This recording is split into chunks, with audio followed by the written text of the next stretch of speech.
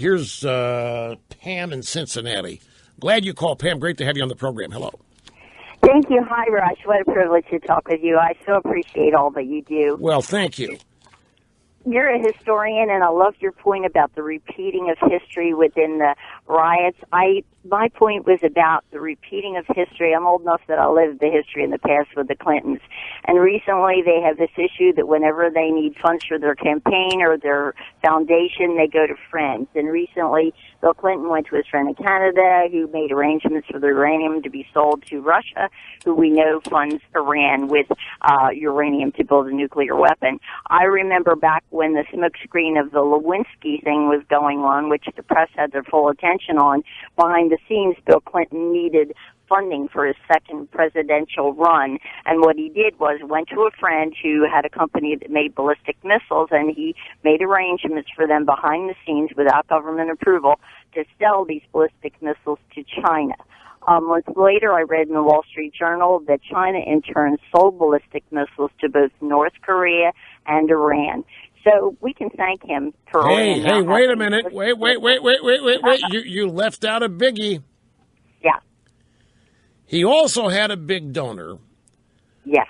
Who was expert in missile guidance systems. The missiles that we gave the Chi-Coms, they couldn't get into orbit.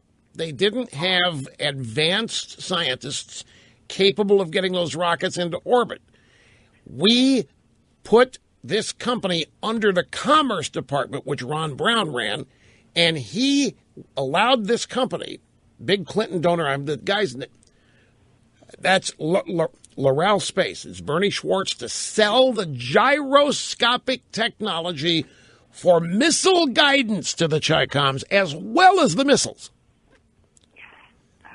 You are exactly right. So your theory is that this is nothing new and nothing's really going to happen to Clintons with this. They're going to survive it no matter what.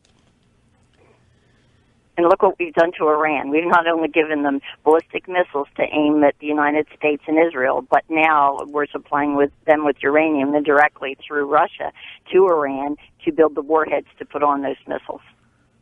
Right, but you think they're okay? So what does it have to do with Hillary's problem?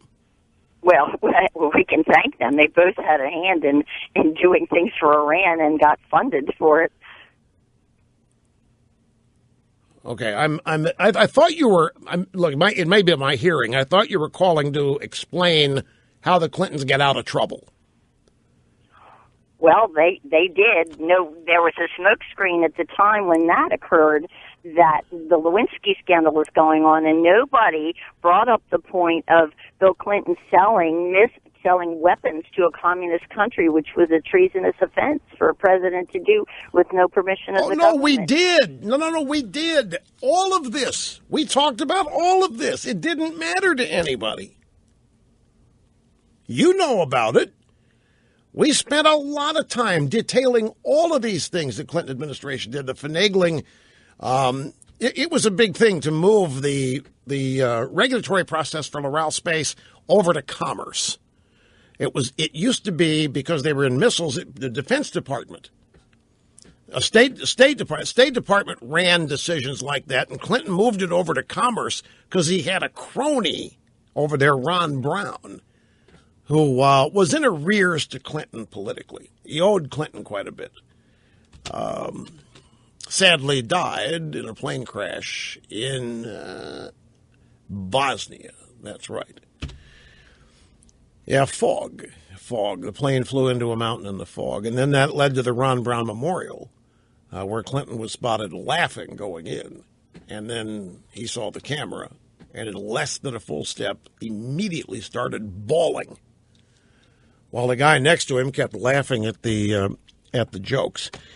The difference this time, however, is that back during all of those events, the press was the primary cover-up agency. The press worked to hide those things, to cover them up, to write about them as no big deal.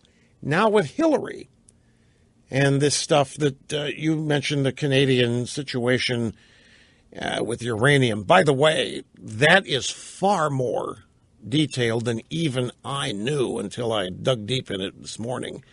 One of those guys is the guy that donated $100 million to the Clinton Foundation. And the reason Clinton greased the skids, this guy's in Canada, his name is Justra, Frank Justra. And he didn't have any international contacts at all. He was in the uranium mining business, relatively new at it. And Kazakhstan has 1/5 of the world's uranium supply. And this guy wanted the rights to it, but he had no entree. Clinton, but he had an MD-80, a Douglas MD-80. American Airlines used to fly them Delta. It's not a jumbo jet, but it's much bigger than a corporate jet. And he flew Clinton over there. Clinton greased the skids with the president of Kazakhstan to get Frank Justra basically the rights to this uranium. And in return, there was a $100 million donation to the Clinton Foundation, in addition to another one that was $31 million. All of this stuff is being uncovered by the media. And it's being reported on by the media. And in fact, there's a story from, I forget where I found this, and I don't think it printed the link. It usually doesn't.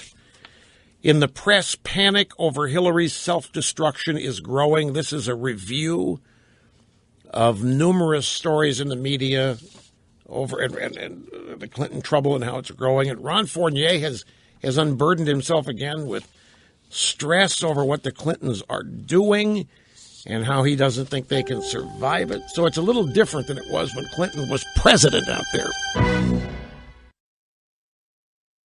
All right. This Canadian story is by Molly